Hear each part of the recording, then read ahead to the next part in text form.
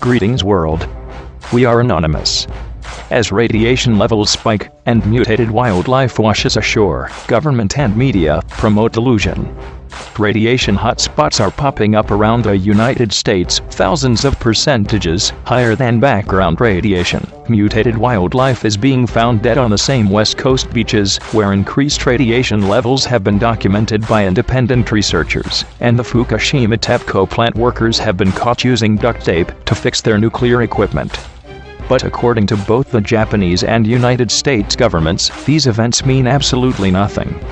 In fact, you must be a conspiracy theorist if you fail to believe the official story that it was likely red-painted utensils that led to a spike in documented radiation levels along the California coast. Yes, the government actually offered this up as an official answer.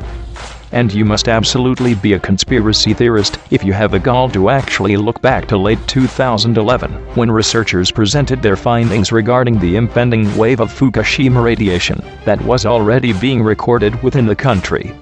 Information going back to 2011 shows that scientists were already concerned about an increase in radiation levels and the overall fallout from the dilapidated Fukushima plant.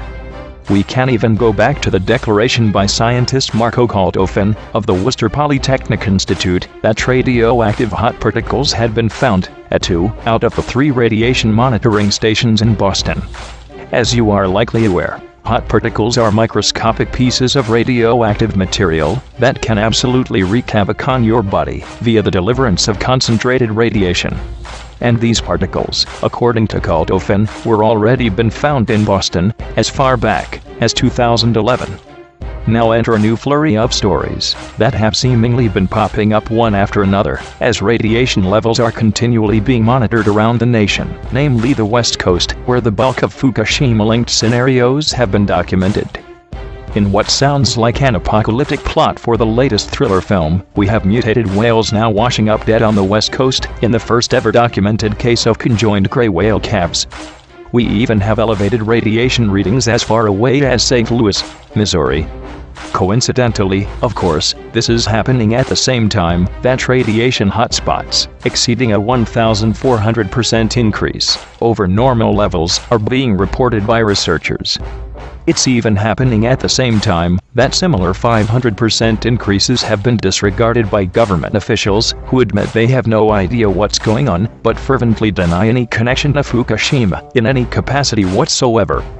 In fact, that has always been the mantra of these government health officials: we have no idea what's really going on, but it's definitely not Fukushima. Because just as the Japanese government has assured its citizens that Fukushima is perfectly safe and poses no real threat to human health, while secretly reviewing studies that reveal the plant released massively more radiation and emitted and led to 78% of the radioactive waste being dumped into the Pacific Ocean, the United States government would much rather silently purchase 14 million doses of potassium iodide than tell you that there may be some cause for concern. While the spread of radiation to the west coast of North America was casually acknowledged, the early press reports, quoting diplomatic sources, stated that only tiny amounts of radioactive particles have arrived in California but do not pose a threat to human health. According to the news agencies, the unnamed sources have access to data from a network of measuring stations run by the United Nations Comprehensive Test Ban Treaty Organization. Greg Jachko, chair of the U.S. Nuclear Regulatory Commission, told White House reporters that his experts don't see any concern from radiation levels that could be harmful here in the United States or any of the U.S. territories.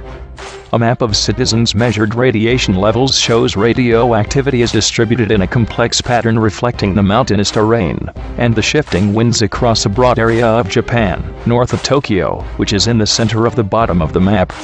While most of the automotive industry is in central Japan, Nissan's engine factory in Iwaki City is 42 kilometers from the Fukushima Daiichi plant.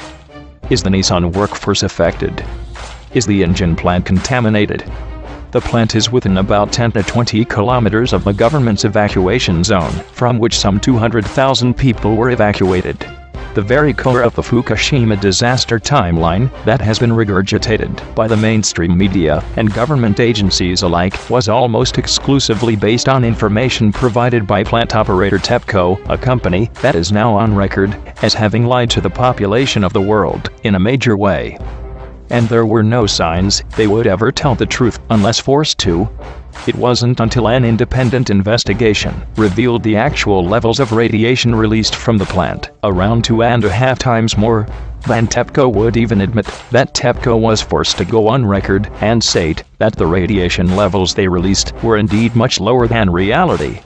However, the independent investigation into Fukushima radiation levels not only exposed the lies by TEPCO regarding the radiation explosion at the plant, but it also found that around 78% of the cesium-137 released by the plant was funneling into the Pacific Ocean.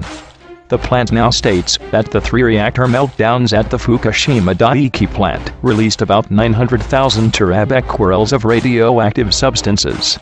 About 20% fell on Japanese land, 2% somewhere on land outside the country, and a whopping 78% remainder is believed to have entered the Pacific Ocean. At the very least, the Japanese and United States governments should be preparing citizens for what scientists say could last thousands of years, this Fukushima nightmare. And that begins with admitting that the threat is real. Because, unless we really prepare ourselves and work together as a planet to truly fix the Fukushima plant and ensure that the 1,400 plus rods do not cause yet another massive meltdown, as experts say they likely will during transfer, if so, we really will be facing a radioactive nightmare of epic proportions. We are anonymous. We are legion. We do not forgive. We do not forget. Expect us.